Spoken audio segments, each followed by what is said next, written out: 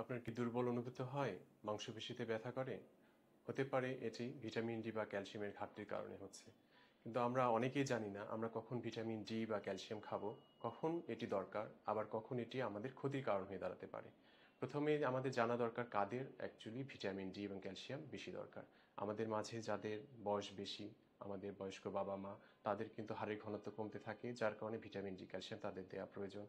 আবার অন্যদিকে যে সকল মা প্রেগনেন্ট অবস্থায় আছেন বা দুগ্ধ প্রদান করে থাকেন তার বাচ্চাকে, তাদের কিন্তু ভিটামিন ডি ক্যালসিয়ামের ঘাটতি হয় এবং তাদেরও এটা নিতে হয়।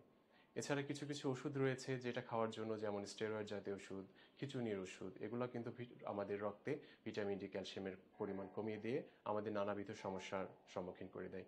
অনেক সময় শরীর দুর্বল হয়, এমনকি সহজেই সামান্য আঘাতে হাড় ভেঙে গিয়ে আমাদের জীবনকে ব্যাহত করে দেয়, যেটাকে আমরা অস্টিওপোরোসিস বলে থাকি।